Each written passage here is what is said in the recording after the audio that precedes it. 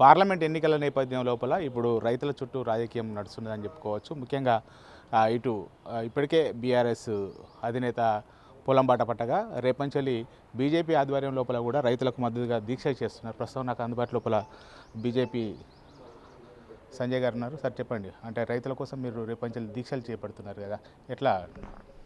గత 3 రోజుల క్రితమే పార్టీ సమావేశమై రైతులకు సంబంధించి రైతులు పడుతున్న ఇబ్బందులను ప్రభుత్వం దృష్టి తీసుకురావాలి, ప్రభుత్వం ఒత్తిడి పెంచాలి, రైతులకు ఒక భరోసా కల్పించాలనే ఉద్దేశంతో మేము కార్యక్రమం తీసుకోవడం జరిగింది. ఉన్న సిరిసిల్లలో అకాల వర్షాల వల్ల నష్టపోయిన రైతులను కూడా మేము క్షేత్రస్థాయిలో పోయి ఆ పంటలను పరిశీలించడం, రైతులకు భరోసా కల్పించే ప్రయత్నం చేసినాం.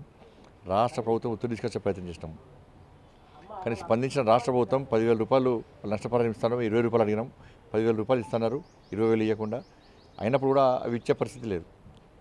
కాబట్టి ఇప్పుడు ప్రొక్యూర్మెంట్ స్టార్ట్ అవుతుంది, రైతులు ఇబ్బంది పడుతున్నారు. ఇటువంటి పరిస్థితుల్లో రైతులు ఆవేదనతో ఉన్నారు. కాబట్టి ఈ కరీంనగర్ పార్లమెంట్ నియోజకవర్గంలో రైతులను ఆదుకోవాలనే ఉద్దేశంతో, రైతులకు భరోసా కల్పించాలనే ఉద్దేశంతో, ప్రభుత్వం మీద ఒత్తిడి తీసుకోవాలనే ఉద్దేశంతో మేము ఈ కార్యక్రమం చేపడుతున్నాం. ఈరోజు అన్ని మండల కేంద్రాల్లో గౌరవ ఎంఆర్ఓ గారులకు వినతిపత్రం ఇవ్వడము, జిల్లా కేంద్రాల్లో కలెక్టర్ గారులకు వినతిపత్రం ఇచ్చే కార్యక్రమం. రేపు ఉదయం 10 గంటల నుంచి 1 వరకు పోలీసు అనుమతిస్తే కలెక్టరేట్ ముందు, అనుమతించకుంటే కార్యాలయంలో ఈ రైతు దీక్ష చేయాలని చెప్పి ఇలా మేము నిర్ణయించాం. కాబట్టి రేపు కూడా కార్యక్రమం జరగబోతున్నది. దాని తర్వాత కూడా నిరంతర కార్యాచరణ కూడా కొనసాగిస్తాం.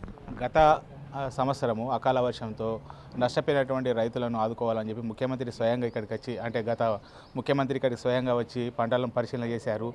రామడుగు లోపల మీడియా సమావేశం పెట్టి కూడా ఎకరాన 10,000 రూపాయల నష్టపరిహారం ఇస్తాం, ఇవి రేపే అకౌంట్లో పడతాయని చెప్పారు. కానీ ఇప్పటివరకు కూడా రైతుల అకౌంట్ లోపల పడలేని పరిస్థితి. దీన్ని ఎట్లా చూస్తారు? ఆయన ఎడకాకుండా చేసి పడేసిండ్రు. ఇలా ఏమైంది కేసీఆర్ బతికి ఏమైంది వాళ్ళ అలా పార్టీ పరిస్థితి ఏంది వాళ్ళ? కాంగ్రెస్ పార్టీ పరిస్థితి కూడా సేమ్ అట్నే అవుతుంది. అలా కేసీఆర్ గారికి రైతుల గురించి మాట్లాడే అర్హత లేదు.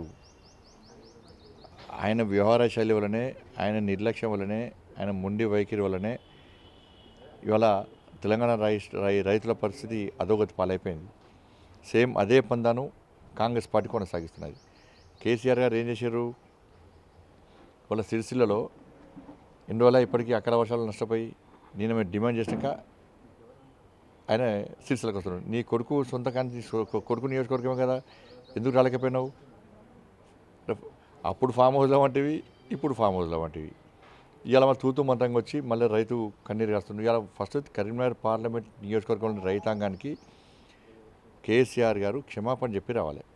రామడుగులో అప్పుడు రైతులు ఈ కరీంనగర్ ప్రాంతంలో, ఈ చొప్పదండి నియోజకవర్గంలో, కరీంనగర్ అసెంబ్లీ నియోజకవర్గంలో, మానకొండూరు అసెంబ్లీ నియోజకవర్గంలో అనేక ప్రాంతాల్లో అనేక ప్రాంతాల్లో రైతులు వడగల వల్ల నష్టపోయినప్పుడు ముఖ్యమంత్రి హోదాలో వచ్చి చిటికేసి రేపే మీ అకౌంట్లో పడతాయి, నేను ముఖ్యమంత్రి హోదాలో చెప్తున్నా అని చెప్పి పోయిన వ్యక్తి ఇలా ఎంతమంది అకౌంట్లో 10,000 ఇష్టమో లెక్క చెప్పిరాను.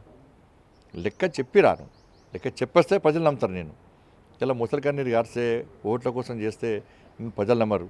నేను గతంలో నీ రైతాంగ వ్యతిరేక విధానాలకు వ్యతిరేకంగా నేను దీక్షలు చేసిన, ఆందోళన చేసిన, కొనుగోలు కేంద్రాలు తిరిగిన, మీరు చేసే దాడులు భరించిన, పోలీసులతో కొట్టిస్తే అవి కూడా భరించినాం, మీరు పెట్టిన కేసులు భరించినాం. ఒకసారి సన్నపోట్లు వేయాలంటావు, ఒకసారి వరేస్తే ఊరే అంటావు. అసలు నీకు ఒక ప్రణాళిక లేదు, ఏం లేదు. ఇవాళ ఫసల్ బీమాని ఎందుకు అమలు చేయలే? నువ్వు ఇవ్వవా, కేంద్రం ప్రభుత్వంతో ఇవ్వనివ్వా. కానీ ఫస్ట్ నువ్వు క్షమాపణ చెప్పాలి. క్షమాపణ చెప్పిన తర్వాతనే నువ్వు కరీంనగర్ పార్లమెంట్ నియోజకవర్గంలో రైతులకు, తెలంగాణ రాష్ట్రంలో కానీ రైతుల గురించి మాట్లాడేటువంటి అర్హత వస్తుంది తప్ప లేకుంటే రాదన్న విషయాన్ని గుర్తుంచుకోవాలి. సేమ్ అదే పందాన్ని ఇలా కాంగ్రెస్ పార్టీ కొనసాగిస్తున్నది. కాంగ్రెస్ పార్టీ ఏం చేసింది? 10,000 రూపాయలు ఇస్తున్నారు. మన కథ అడ్రస్ లేదు, ఆదేశాలు ఇచ్చారు, 10,000 రూపాయలు అకౌంట్లో వేయలేదు. మీరు 20,000 రూపాయలు అన్నాం, 10,000 రూపాయలు ఇస్తాను, అవి ఇవ్వలేదు. ఎన్నికల ముందు ఏం చెప్పారు మీరు? 500 రూపాయలు బోనస్ ఇస్తున్నారు. ఇలా మద్దతు ధర ఎంత? ఇలా ప్రొక్యూర్మెంట్ స్టార్ట్ అవుతుంది. మద్దతు ధర ఎంత? 2,200 రూపాయలు. మీరు 500 కలిపిస్తే 2,700 రూపాయలు ఇవాళ మేము ఇస్తున్నామని చెప్పి రైతులకు ఇవాళ ప్రకటిస్తే రైతులకు భరోసా ఉంటుంది. అంటే ఎన్నికల ముందు ఏం చేశారు మీరు? గత ప్రభుత్వం తాళ్ళు పేరుతో, తరుగు పేరుతో వేధించిందని చెప్పన్నారు. మీరు ఏమంటారు? ఎన్నికల మేనిఫెస్టోలో తాళ్ళు పేరుతో, తరుగు పేరుతోనే మేము ఎట్లాంటి కటింగ్స్ ఉండయి అని చెప్పన్నారు. అది ప్రకటించాలి. 15,000 రూపాయలు రైతు భరోసా ఇస్తున్నారు, అది ఇంతవరకు ఇవ్వలేదు. కౌలు రైతులు కూడా 15,000 రూపాయలు ఇస్తున్నారు, అది ఇవ్వలేదు. కూలీలకు రైతు కూలీలకు 12,000 రూపాయలు ఇస్తున్నారు, అది ఇంతవరకు ఇవ్వలేదు. 2 లక్షల రూపాయలు రుణమాఫీ చేస్తున్నారు, అది ఇవ్వలేదు.